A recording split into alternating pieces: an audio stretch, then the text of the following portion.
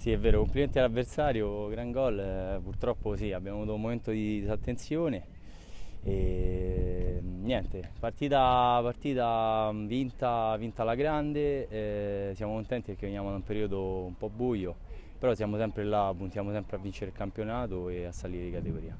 Sì, grande mossa del mister, gli devo fare i complimenti. Sì, siamo stati, dovevamo recuperare la partita, quindi un uomo in più davanti ci è servito.